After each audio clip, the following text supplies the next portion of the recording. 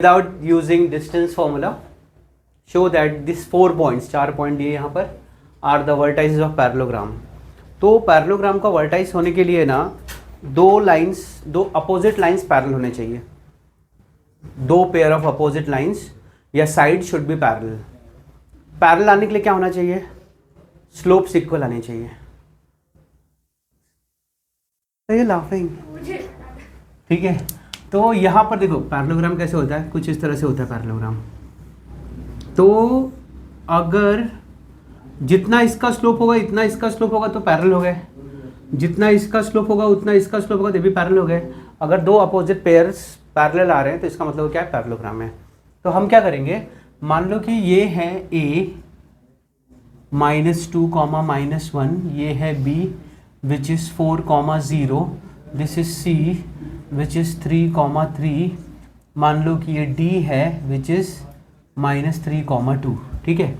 तो हम क्या करेंगे, दो पेयर का, जैसे अभी अगर मैं कहता हूँ ये a है, ये b है, ये c है, ये d है, तो मैं क्या करूँगा, ab का स्लोप निकालूंगा, bc का निकालूंगा, cd का निकालूंगा, ad का निकालूंगा।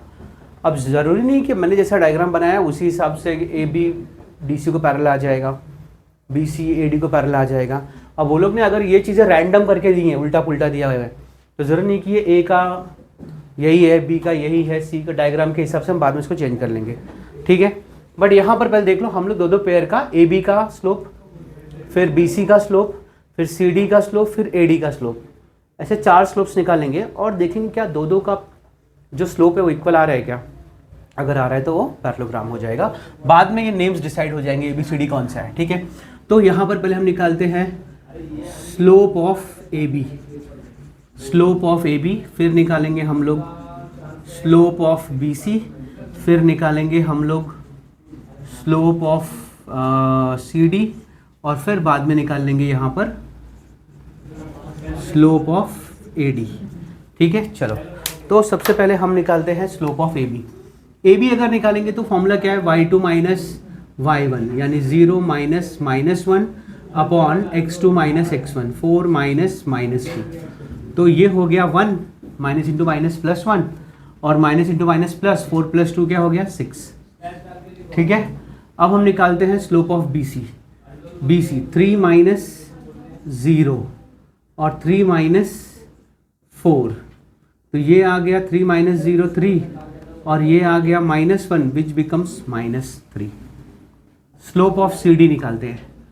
CD निकालेंगे तो 2 - 3 y2 - y1 upon x2 - x1 -3 -3, 2 - 3 becomes -1, -3 - 3 becomes -6 which becomes 1/6।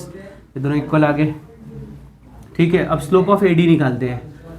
2 - -1, 2 - -1 upon -3 -2, ये आ जाएगा 2 + 1, ये आ जाएगा -3 + 2, 2 + 1 is 3, this becomes -1, this is -3।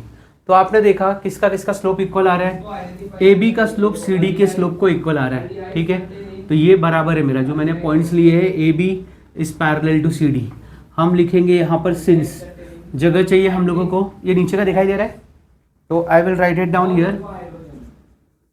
Slope of AB is equal to slope of CD, therefore AB is parallel to CD। एक आ गया ये। फिर यहाँ पर हम लोग लिखेंगे slope of BC is equal to slope of AD, therefore BC is parallel to AD।